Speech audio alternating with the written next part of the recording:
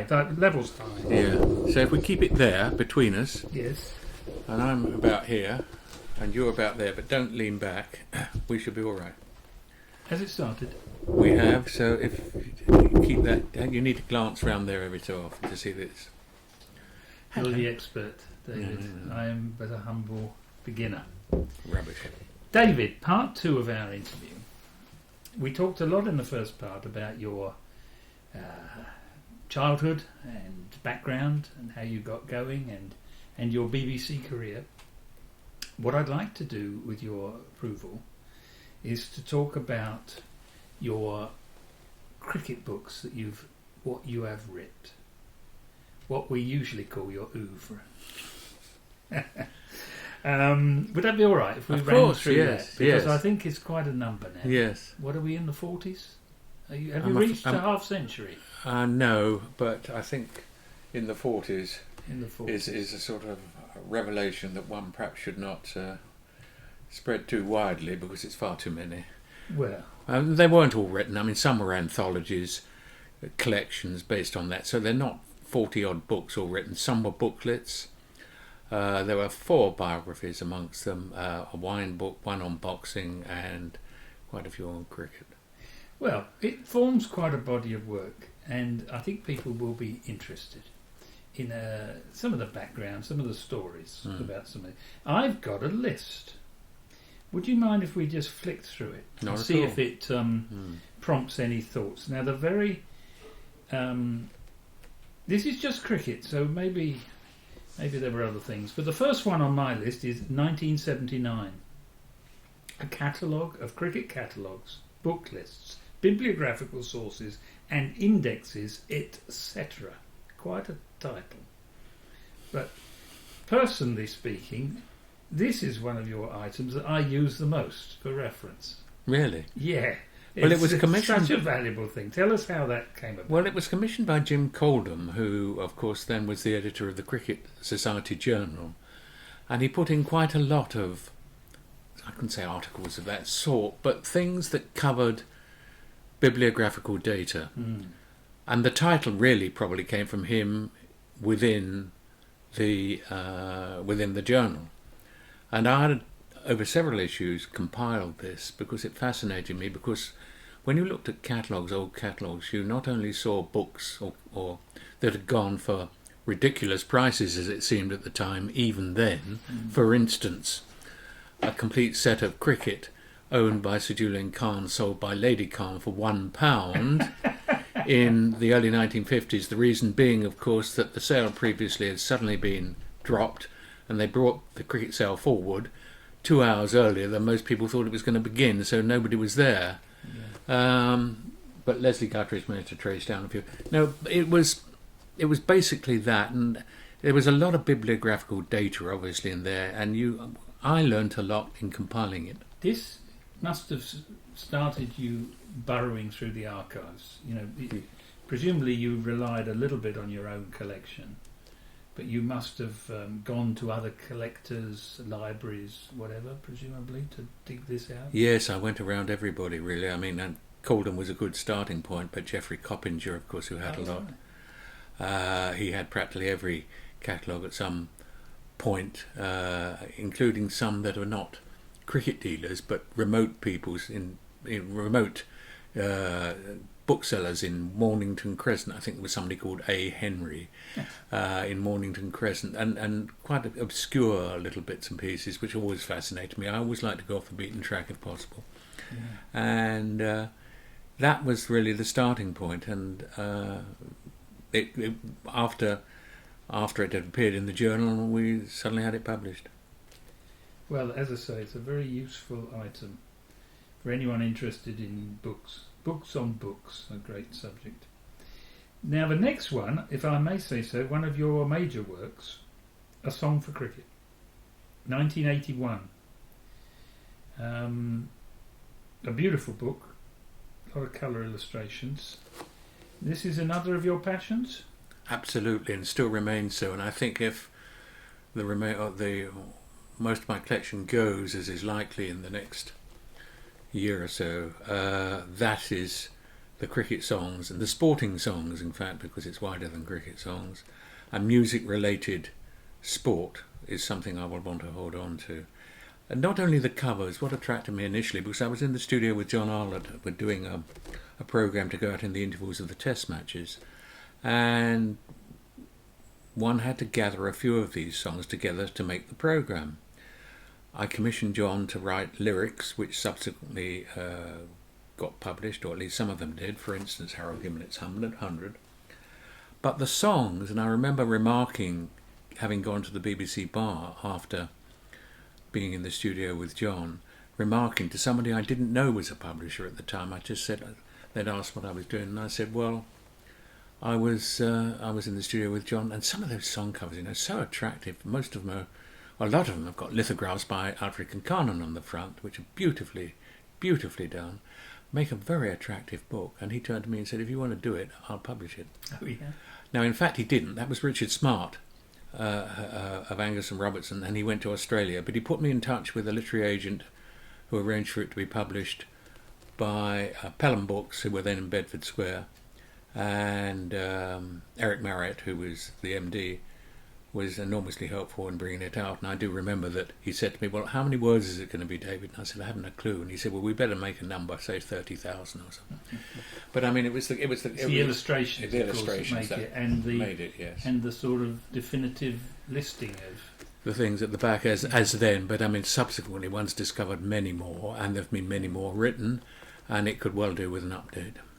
I see the foreword was by Tim Rice. He's Yes. a long time associate and friend, is he not? He's a very close friend for since before that time, because I'd employed him, can you say that with him, to present programmes, including, I think, one called The First Test on Radio 4.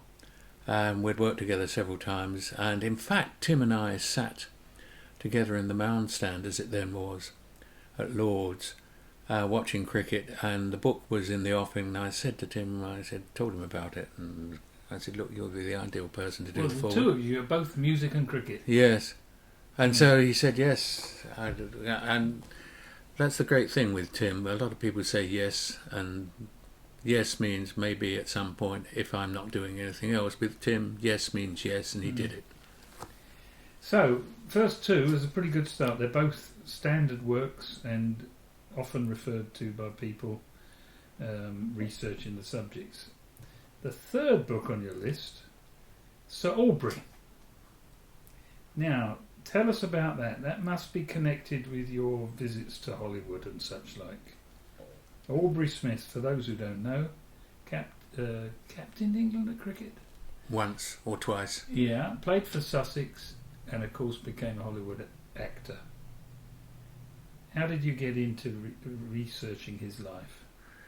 Well, I don't know who suggested that to me actually, but I met his daughter called Honor Cobb, who was also an actress. She died not too long ago at the great age of 103. And she showed me a lot of things that were owned by her father. And I had a visit to what's the place in Ontario where the Auty collection was kept, and there was St Catherine's College. St Catherine's College, and there was scrapbooks there which I got copies of, and it went from there really. I got interested in it. I think again there the theatrical connection with cricket, if you like. And being over there in Hollywood doing interviews for the BBC with some of these old Hollywood icons enabled me to call in at Griffiths Park and meet several of the team who played with Aubrey, who were then not quite in their dotage, but they were certainly getting on. Met Adrian Cole, who was much younger, of course, who was secretary of the club, and a few who had played with Audrey. David Niven, didn't he play? Yes, I spoke to David Niven. He came to... I spoke to him actually in the Connaught Hotel in Mayfair. And he said to me on the phone, look, bring in anything you've got on Aubrey, it'll jog my memory, and I did. And he was in tears looking at some of this stuff, and he said, look at this score. He said, I played with 3 England captains and I got more than all of them put together. And I think that was Gubby Allen, Aubrey Smith, and who was it? C.B. Fry, I think. So, interesting subject. Not your usual No. pot boiler of a biography. No, A I mean, bit different. And again, your connection, cricket, theatrical, artistic combination.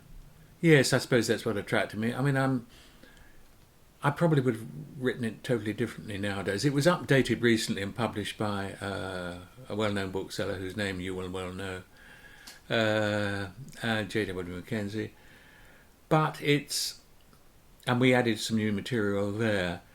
But it's not too expansive, I think, the book. It doesn't expand in the way perhaps a biography should, and I would have done if I'd had more experience of writing at the time.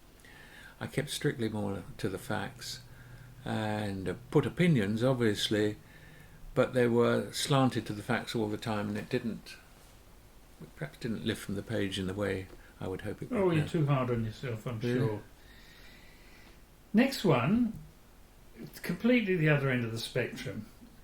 What a lot of people would call obscure. Yes, Samuel Britcher, the hidden scorer. yeah. Now, this is a scorer at Lord's in the 18th century. Not a name that springs to many people's lips. How did you get into Samuel Britcher? And I think you did something on him later as well. Well, do you remember a man called John Batten who provided... Sussex. That's right. I think it was one in the last issue of the Cricket Quarterly by Roland Bowen. And he wrote about Britcher, or there was a few lines about Britcher. I think it was Roland Bowen writing, talking about Batten, who had just discovered the 1790 copy of Britcher, which was thought not to have existed. And therefore, Bowen was very excited about that. And I met John Batten. He lived at East Grinstead. Sadly, he's long gone. And he more or less passed the baton to me. He said, look... Oh, very good. John Batten passed the baton. I like it. Well, there you are. And, and therefore I picked it up and I got fascinated by it, really. And getting together a collection of the Britchers, not personally, they're far too expensive, and there were very few people who had them. But Leslie Guttridge remembered people he had sold copies to, and I remember seeing copies of Britcher in his old shop, Epworth's in the City Road. And it just followed on from there, really. And whereas originally it was just a booklet, more or less on the lines of the catalogue of cricket catalogues, subsequently, of course, we brought out a full leather-bound limited edition through Chris Saunders, with all the copies reproduced faithfully in more or less the same state they were originally, and I did a commentary on that. That must have used the MCC's copies. Yes. Did you not have a hand in helping them assemble their full set and I did, yes, get later the on. whole story straight? Yes, actually, Ian Hammond, who was a descendant of John Hammond, who was a very famous player and who played actually in the sides, a lot of those sides in the 1790s, had copies which MCC didn't, and over a period of 2, 3, maybe more years, I'd seen him obviously when compiling this production by Chris Saunders, and he sold them to MCC for a considerable sum, and therefore MCC have, as far as I know, and I think anybody else knows, other than perhaps another person who's got a full set, have the only full set in existence, and probably in existence ever since the early part of the 19th century. Because you did a sort of census, didn't you, of the copies in existence? That's right. There weren't many. No, about 50 in all, I think, spread around a few people. What was it? W.H. Brockbank had a dozen. They eventually ended up at the library in Manchester, the John, what's it called? Not Ratcliffe Library. The name escapes me now. I know the one you mean. It's on Kingsgate. Yes, on Kingsgate there, and they have 12, which were originally with W.H. Brockbank, who probably had Rylands Library. The Rylands Library. Well done, Michael. Yes, John Rylands Library. They have probably more than anybody else, though I think Mackenzie's 1 or 2 behind with 10 or 11. And then other people have got odd copies, but MCC have got all 15. One of which, of course, was The last in the set was brought out after Britcher had died, or we think he had died, in 1803. And it was brought out by Stanhope and Graham, who were two players. One, and maybe both, played for Middlesex. Joseph Graham. Haven't yet discovered Stamford's Christian name. Only cricket could delve into this detail, couldn't it? 1803, the scorer, not even a player. Yes. And 200 years later, you're burrowing into his every detail of what he did. And well, it's fascinating. It's important, Michael, in the sense that Britcher was the transition from making notches on sticks to putting it down on paper. He was the first, as far as we know, MCC scorer. There might have been somebody down there at White Cundit, I don't know. It might have been Britcher. But, I mean, he was the first scorer that we know of. And unfortunately, as you well know, all the records went up in that disastrous fire in 1825. Yes, or 24. the Lord's Pavilion. And we would know so much more if that hadn't happened or they'd been saved. I suppose it is a key thing. It changes the game from villagers, school children, whatever. You would never have a scorer in a pick-up game. So it must have become a more formal game to have demanded a scorer. That's right. And then, as you say, when the scorer started putting it on printed paper, that's suddenly the modern game rather than a country pursuit. In fact, Britcher must have had, or somebody, maybe it was Britcher, somebody above Britcher, maybe in the early winters he was determined to do this. When you look at the Britchers, the 15, you see the changes of publisher almost throughout. One publisher very rarely stays more than 2 years. That means that perhaps they were produced in a very small edition for the players, the people who would be interested because they see their name in print, and nobody else. And so it was a gradual process. Do we know of them being sold? They didn't have a penny written on the front cover? No, or it didn't. like that? No. I mean, they might have even been gratis, you know. Yeah. Interesting. Yes. Now, next on the list, we start your association with John Arlott, which has... We talked about this a little bit before, how you met him, BBC and everything. But it has spawned quite a few books, some of them collections, some anthologies, but also original works. I've got a word from Arlott on cricket, another word, Arlott on wine, quite a The range. Essential Arlott? The Essential Arlott, yeah. Tell us about this association with John and the getting his written work into permanent form. Well, what happened? Well, he invited me to do it. He asked me to do it, in fact. I mean, I knew him well then because we'd met, as I think I explained last time, you know, when in doing these programmes for Radio 3. And we got fairly close. I mean, I spent a lot of time with him at the dinner table down in Alresford, and I'd meet him elsewhere, and we met for lunch up in London when he was coming. I remember we had several memorable meals at Wheeler's. Let's have another half a dozen oysters, David. They're very good. But John invited me to do one of the books, and it just followed on, you know. They must have sold well. They must have been quite a demand. They did. I mean, compared to today, yes, they did. And, you know, I got reasonably well paid, and of course I was sharing what the thing was with John. We went 50-50. And, so were you preserving articles that had only appeared in magazines and newspapers that otherwise would have been ephemeral? A lot of that. John, as you know, never refused an offer to do a foreword for a cricketer. And he always did it free of charge. For their benefits. For their benefit brochures. And some of those were pretty remote. And so chasing those was not the easiest task, but I didn't. And you're right, there was stuff in more obscure magazines or stuff that was ephemeral or stuff that was likely to be passed over, together with substantial items that were not in hard covers, if you like. Because I don't think the definitive bibliography of Arlott's writings has ever really been done, has it? Who was that chap who... Geoffrey Whitelock. Geoffrey Whitelock had a yes. extensive list of some of this more remote material. And But it never got, partly was published, wasn't it, in the Journal of the Cricket Society? that's absolutely But didn't right. some of it get lost, or some of it Stolen. stolen?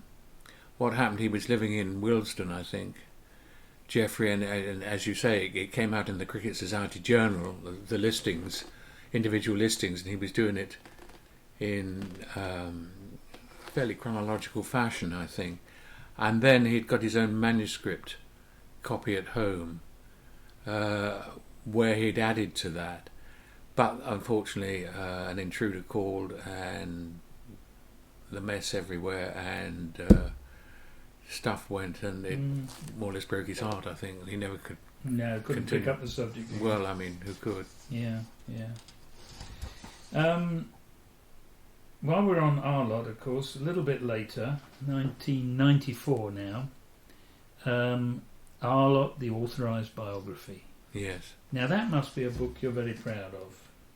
It is. I am proud of that, actually, because it was a labour of love. It took 3 years. I left the BBC, really, because it proved impossible to continue doing programmes at the rate I was doing programmes and write this major oeuvre, if you like.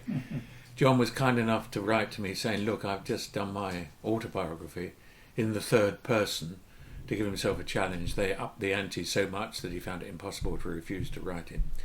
But he said, there's nobody in the world I'd rather write my biography than you, which is a very moving thing to say. And we started together. He said it mustn't be hagiography. Whatever the people say, you must put in, even if it's detrimental to my cause. And it wasn't. I thought that showed the stature of the man to say something like that. John unfortunately died in 91, of course, and one of them embarked, but not consciously hard on the writing. And it took 3 years, and it was 174,249 words, written longhand, often 5 goes at each sentence.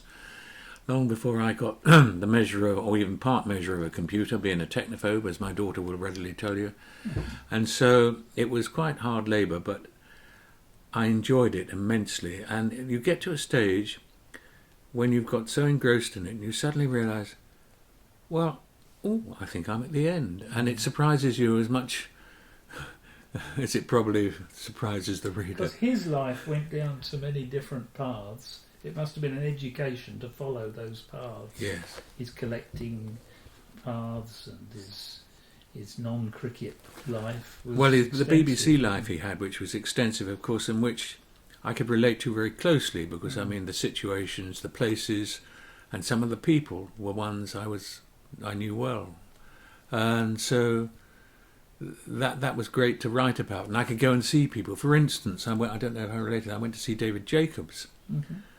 Who I did a number of programmes with, and David said John was the person who really taught me to be a broadcaster. And I said, what do you mean? He said, well, when I was really being employed really as an also-ran, doing the occasional fill-in words as an actor, and getting the drink for Dylan Thomas and Richard Burton in the studio when John was in Oxford Street producing Book of Verse, he said he told me to go to the window, and he said, describe to me in 1 minute flat what you see outside that window. It's got to have a beginning, a middle, and an end.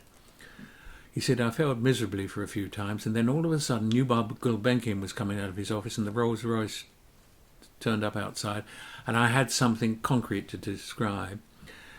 And I did it in a minute, and John turned to me and said, you're now a broadcaster. Lovely. Yeah.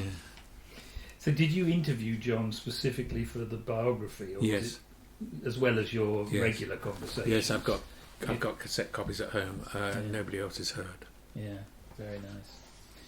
So, Arlott, then we've got... You then began your career as an anthologist. We've got a number of books where you've...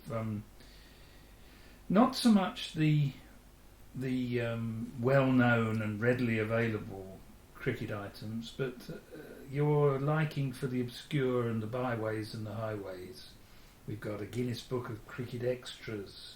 We've got the depths of Punch magazine. Is it Punch? No, the Field Book of the Field newspaper. You went into their archives. There was the Punch as well. There was Punch as well, wasn't Alan there? Curran, the late Alan Curran, was enormously helpful. He allowed me, would you believe, to take from the Tudor Street premises every single volume in turn from 1841 of Punch, the original volumes. And I delved through it religiously and picked out every cricket reference. So these are more than just anthologies where an editor spends a short bit of time pulling together well-known articles. This is research. Yes.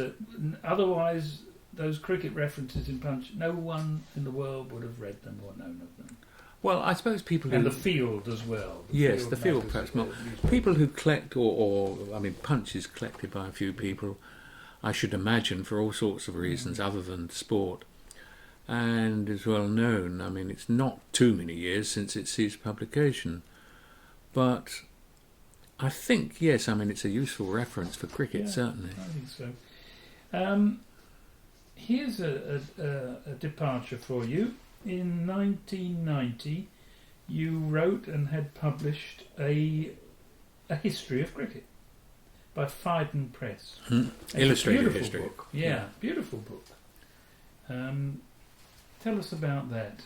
Well, there again, I tried to go for pictures that had not been seen in books before, and that was helped enormously actually by Rayvern, who were one of the leading illustrative publishers, an art publisher really at the time, and so one managed to get in some fairly unusual illustrations. I remember one of when they brought it out. I think the Eton-Harrow match or Eton-Winchester match was shown back to front, so the batsmen became left-handed who were not.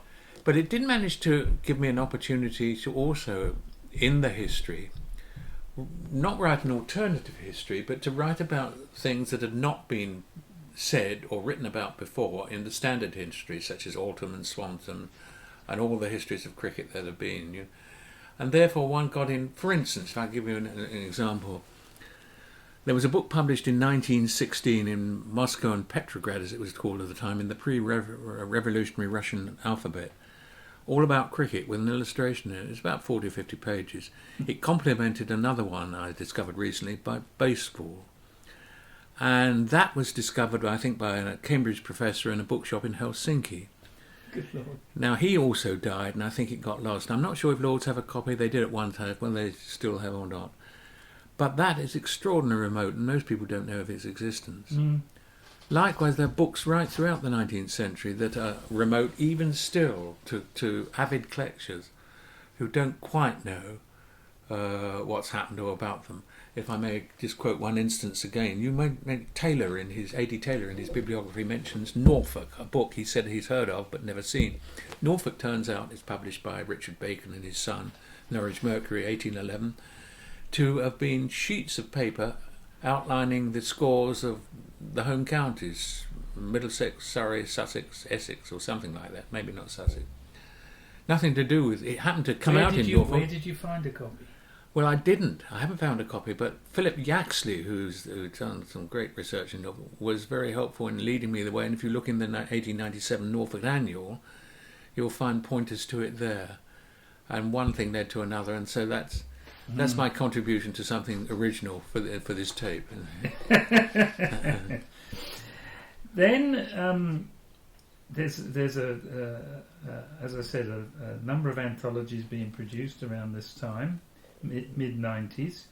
But then another famous broadcasting name comes into your oeuvre, and that's E.W. Swanton, Jim Swanton. Late in his life, you must have got to know him quite well because you produced with him Last Over, A Life in Cricket, Richard Cohen books, and Swanton, a celebration of his life, again with Richard Cohen, after Swanton died, and then The Last Interview. So tell us a little bit about here again. Swanton. Actually, Jim rang me up and invited me to do the same thing. I think he'd seen the things I'd done with John Arlott. John had died, and he rang me and said, "Look, would you like to do?" And so I did. I was very happy to do so, and it worked very well, really. Jim, of course, totally different character to John, and it was quite an experience actually going down there to Sandwich, being given a full cooked breakfast and the silver salver by Jim in the morning. Then we spent time going through and deciding what he took a much more hands-on approach, Jim, than John had done. He was very rigorous, wasn't he? Well, yes, in a sense, but John more or less gave you total freedom, put in what, he said, well, I'll leave it to you. Jim wanted to know really more or less what was going in, what I was going to say. He was delighted when I brought in Anne, his wife, and the fact that she was a marvellous pianist and would get the party swinging because you'd hear the piano start playing next door, But it worked, I think, all right with Jim. So you did a service there of collecting some of his less permanently preserved writings into collections. And then, after he died, just jumping on, you produced again another major biography, Jim, The Life of E.W. Swanton, 2004. Yes. I guess drawing on a lot that you'd learned in your working association with Jim, but then you must have done a lot of research as well after he died. And you produced a highly regarded biography, but not a slightly controversial biography as well. And anything you can tell us about that book? Yes, certainly. Well, the premise is, as you said, John Woodcock very kindly made it possible for me to have a lot of the correspondence, and so did Jeremy Deeds at the Daily Telegraph. And one managed to go through Jim's life because he'd covered his own life fairly well in some of his own writings. Several volumes, fairly closely, obviously looking at it from an outside point of view. He had died, as you said, but I'd seen him 10 days before he died. We had met in the hotel just outside Broadcasting House, the name of which escapes me now is part, I think, of a BBC building on the top floor, and we'd had a drink there together. His chauffeur was waiting outside, and I kidded him, about front seat, back seat, the standard Illingworth joke. But what is the standard Illingworth? Well, Jim's such a snob that he won't even travel in the same car as his chauffeur, No. So he said, at the time that he couldn't care less what anybody wrote about him now because he knew his time was coming. And people do sense that, I think, when they're close. Mm. His wife had died, and not that gave me a free rein. I didn't regard it as that. But I did think that Jim deserved a candid approach because he'd always treated everybody else in the same way. It happened really, one discovered, for instance, that his time on that horrendous Japanese Burma death railway, there were a few people around, and I spoke to the official historian of that time, Jane Flower, who told me a lot, and spoke to several of the survivors, particularly the ones who lived in Bedford. He was in the Beds and Hearts. And they were very forthcoming. And so one was relating their experience and putting it down on paper. And if you go to the Imperial War Museum, you'll find, is it Philip Toosey, who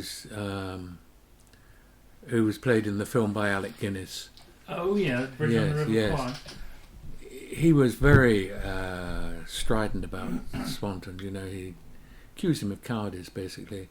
Pages 409 to 411 of about a 500-page transcript devoted to Swanton. Not that I think he'd had first-hand knowledge of Swanton, but they'd been reported to him by the other officers. See, basically in that camp, Swanton got on very well indeed with the men as he would call it, because he had given talks about Bradman, about Australian and English cricket, take them away for a few minutes, a few hours, away from the terrible surroundings of the camp.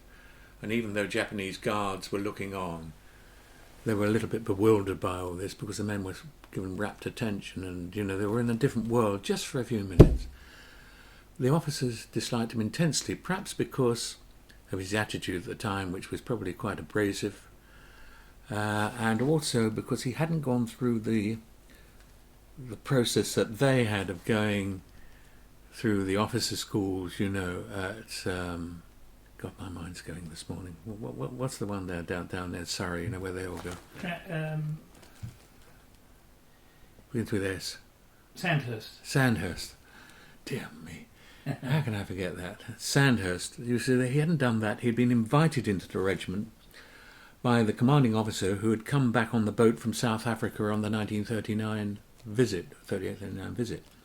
Therefore, they felt he'd crept in at the back door, and of course he gave himself a few airs, Jim, in those days, maybe even later days, and that didn't go down well with them, and a lot of them disliked him intensely and said so. And with all these interviews with people, it came out, of course, not only what they saw as cowardice. Jim would find himself as, they didn't all think of it as cowardice, but they thought evasiveness. He managed to put himself in a situation where he didn't confront the Korean guards at the handover for the men when they were going down to chip away with the blocks of concrete to build the railway. That was the time when there was the greatest confrontation and likely to be even lethal arguments and even deaths, because the guards were fairly ignorant, and they weren't Japanese, they were mostly Korean guards there, and they could take exception at any perceived slight even if it was not meant. And they had, of course, a great sense of power. Jim managed to avoid that. He often made himself sort of hospital orderly or billet orderly, and very rarely, if ever, went down to do that handover with the officers, most of whom dreaded that moment. And therefore they thought that he managed to get himself out of difficult situations. It also, the other element in the book that caused controversy was his perceived homosexuality at that time in his life. Well, I say it was homosexuality, it was probably bisexuality. But going round, and I was given, I have to say, 13 no less instances of that manifested at various places over the years from various 13 different people. I used one which was part of the continuation of the story, with them visiting all around the coast of England, travelling before embarking for Singapore, and that's when it came. He was caught in bed with a corporal who suddenly became a sergeant very quickly. Jim was not seen around the camp for a few weeks until they actually embarked for Singapore from Liverpool. And it was felt that the commanding officer, quite understandably in that case, had it hushed up. The last thing he wanted was a major inquiry, possible court-martial with a... Of course, these were different times. Different times. It was illegal then. It was illegal then, you see. Totally illegal, and it was hushed up, but he had been discovered in bed, actually. And this was told to me by his baton, who said he'd seen a letter between the two, which he'd read, and he admitted he shouldn't have read it, which revealed a lot more. So I mentioned this, and it occupied, I think, about a page and a half in a 350-page book. But of course it's those things that get picked upon by reviewers. And the Telegraph particularly sent down one of their writers, one of their journalists, to interview me. And he picked on that immediately. And of course it occupied 2 pages of the Telegraph on that. Not totally together with that. And they were quite balanced, I think, the Telegraph in that. The only review that did upset me, and most of them were very, very complimentary, including those by Stephen Fay and Matthew Engel, and particularly Ian Wooldridge. The only one that didn't was by the man who at the time was in charge of the Lord Staveners, Mark, whatever his name was, who wrote something which, and I don't mind recording this for posterity, which was totally dishonest, because he said, well, I wouldn't have written that if Jim was still alive. I countered by saying, yes, I would. I said, but I would have asked him and told him, this has been said about you, tell me your version. But that was not the point. The point was that he took my words, which were, none of us should judge these people who are going through such horrendous times, who haven't done it themselves. One can only admire their tenacity in surviving. One should not criticise. He took that, put those words in, and used them against me as if I'd never written them. and that I ought to have done. Totally dishonest. So you've done what everybody claims is the right thing, that is to write a biography, warts and all. Yes. Normally regarded as the correct procedure for a biographer. And you'd got unfair criticism, really, for a very small part of the book. Just one. By just introducing the odd wart. Yeah, just one person. Yeah. But and what upset me was it was totally dishonest. It was not so much. Well, I mean, he did castigate me for doing it because I think he was a member of the Arabs who were very supportive, quite naturally, of Jim, and were upset about it. But that wasn't the point. It was the fact he was dishonest. He used something I had put in, and then when I charged him with it, when I actually met him, he denied ever having read it. Well, reviewers are a mixed bunch, aren't they? They are. The man should not take a pen into his Those hand. who can do and those who can't review. Well, I'm not sure about that. Very interesting. Let's move on. Here's a strange one. Number 29 in the catalogue Raisonné, Punches on the Page. Now, this is a book about boxing. Yes. How did this come about? Are you a great boxing fan, or were you commissioned? What is this?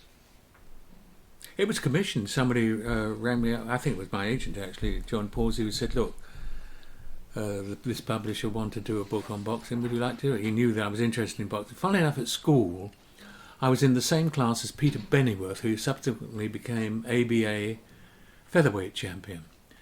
Now, we were born on the same day, more or less the same hour. There was a slight difference. I was taller than he, but the master, the gym master at school, got us in the ring together, and we boxed 3 rounds, and carefully avoided hurting one another all the way through, and defending for crazy, which annoyed him intensely.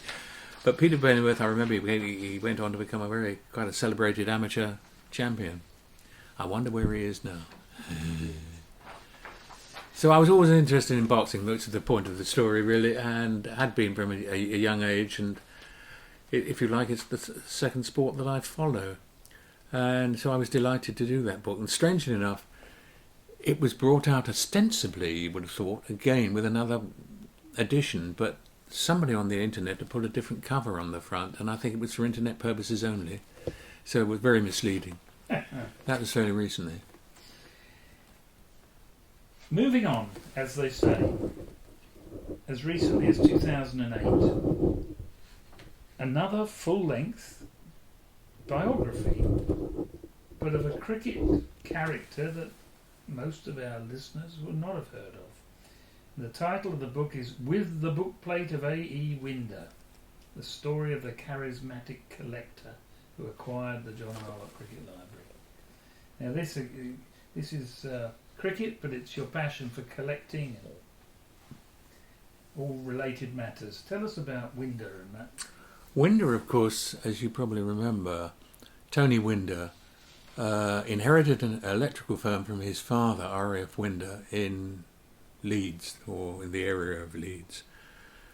And he was always at auctions, which started to proliferate from the Phillips auctions in the 70s. He always seemed to be having his hand up at the end of the auction, having got the booty. And so what had happened was, when John Arlott sold his collection, he asked me how he could capitalise on it. This was when he moved to Alderney. He wanted to pay for the best house on the island. And he said lotteries, auctions are lottery. He said, do you know anybody who could afford 6 figures?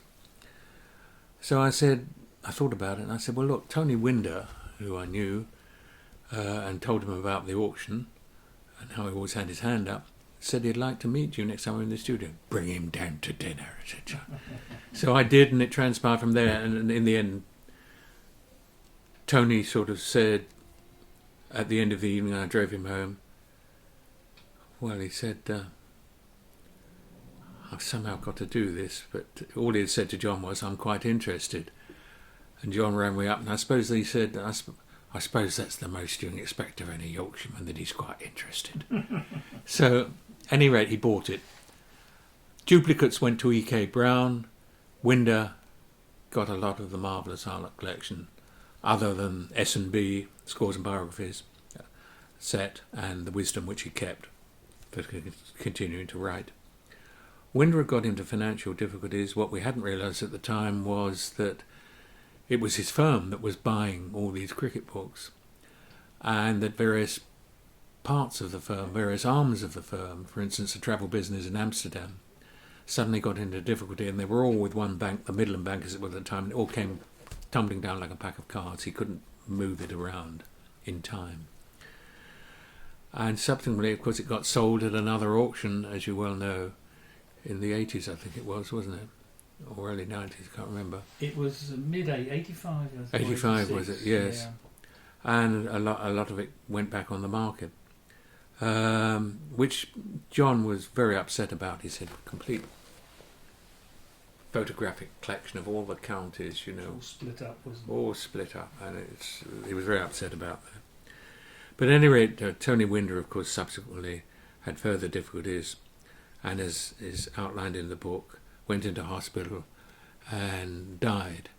I think he took an overdose of pills, which is very sad. Very tragic life. Very sad life. He was a personable Very man. personable, and I liked him a lot, and his wife was delightful, and Gillian, and it was a very sad episode, really. But that is basically what happened. So I was going to call it Winder's List, which I think would be a much better title, but the publisher in this case, the one you well know, Mackenzie, wouldn't hear of it. He was afraid to offend the Jewish community. Right. And I don't know if it would have done. Making light of a serious subject. Perhaps. Well, I mean, one would have explained that. I don't think it would have been. But yes, another interesting character Yes. on the edges of the cricket world. Yeah. I'm up to number 42 now. We're getting there. We'll soon be time for our lunch, David. Good. But we want to work through the oeuvre. Another one of your very unusual book titles. A Very Parfit Gentle Knight. Not the sort of title that many would have chosen. What on earth is this about? I'm not sure I chose the title. I don't know who did actually in the end, but it was all about Jack Hobbs and the fact of the Masters Club, who meet twice a year, once on Hobbs's birthday, December the 16th. A lot of them to celebrate the fact they've managed to survive another year, and mostly to honour Jack Hobbs. A lot of the Masters Club now, I've never seen him play, but you see, originally it came into being, I think, 1952 with John Arnott, Kenneth Adam, who was one of the BBC bosses at the time. Who else was there? There was Alf Gover and, of course, Jack himself. And they met... Struddy? No, just the four. Yeah. They just met in a restaurant just outside Jack's shop in Fleet Street. And it increased through the years until there was probably a dozen people meeting. You know, John Bridges met, who produced a lot of programmes with Jack and John. Jack, of course, was godfather to his Robert, his son, one of his sons. So there was a great connection, and John Arnott really worshipped Jack, as so did many people, really, not only his great skill, more runs than any other cricketer in first-class cricket, 61,237, I think. Arlott wrote that wonderful poem about... He wrote the last poem he ever wrote. He said he couldn't write another poem, it took him so long. Yeah. But I mean, Jack Hobbs on his 80th birthday. Yeah, or was it 70th? 70th. I can't. But he really did worship Jack, and that's how it started. And there were people who connected to him. And of course, initially there were people who'd seen Jack play. As the years went on, there were fewer and fewer. And when John invited me to become a member of the Masters Club, I sort of demurred in a way. I said, John, I'd never seen Jack Hobbs, but it doesn't matter. I want you to join. He said it's important. I want it to continue. And he put it in the hands of Surrey. Thank goodness he did, and they've perpetuated it. It maybe it's got they were a bit no more than 100 members, which is a good thing now, and maybe it did get a little too wide. But Surrey, if they hadn't have supported it, it would not have continued. And to John, that was important that it did. And the book really came out of that. The book's a history of the Masters Club. It is really, yes. And it's the description, if you like, of Jack in an old-fashioned way, and how it moved on, how it began, what's happened over the years. With illustrations again. It was produced in a limited edition. Was it 197 copies? A limited, yes, indeed. Yes. The number of centuries scored by the master. Yes, if you discount the two in Sri Lanka, yes. Indeed. Certainly. But, I mean, why I suddenly felt, having said to John I hadn't seen Jack Hobbs back, I then had a commission to go along to Pathé News in Camden Town and go through every single copy of their film library and make a transcript. There's more Hobbs on film than any other one cricketer. Mm. And at the end of that time, I felt, well, I'd qualified to be a member of the Masters Club. I'd seen more of him back, perhaps, than a lot of other people. And there was one memorable occasion, 1926 Test match, coming out with Herbert Sutcliffe to bat against Australia, confidently knocking it away through mid-wicket for a two, and he just got back to the crease in time, ostensibly. But having slowed down the film, you realised the bails were off from the wicketkeeper with his 6 inches outside the crease. So he was run out. But of course, in those days, no technology, and the eye deceives, doesn't it? You know, him running in. Even now, it can deceive. But it means that statistics as such are bunkum, if you wanted to be exact, you know. Well, and Hobbs typifies that. His play was all about style, exactly, and artistry, not about statistics. No, he didn't care about how many didn't want to bat centuries. He got 100. I mean, most people would, if they got to 197 centuries, would have stayed on regardless of how long to get the other three. They played a lot against Cambridge University. Yeah, they would have done. Yeah. Yeah. So we've more or less covered a lot of the books in the list. Forthcoming titles. The list I have has one on there, Living with London, which I know is a book you finished. Is it still forthcoming? Hopefully, yes. It's a non-cricket book. It's a non-cricket book, and it matches what has happened. I thought of the idea of, I've always wanted to do a book on London because I love London, born in London, and moved around London a lot over a long lifetime. And Nick Botting, whose pictures I admired when he did the cricket things, the cricket books, or rather the cricket pictures that were commissioned by the Arts and Library. An artist, went to Pakistan, came out with 40 pictures and sold the lot. Asked him if he would like to come in with me because we needed a path. I mean, I wanted to write about different areas of London, but it's so vast. Where do you go? So the pictures have managed to take a path, and I introduced Nick to places perhaps such as Nunhead Cemetery, didn't know, South London. Most books on London concentrate on North London. The pictures created a path through the undergrowth, and it enabled me then to talk on a wider scale, not on just the picture, but what's on either side and what's in the area.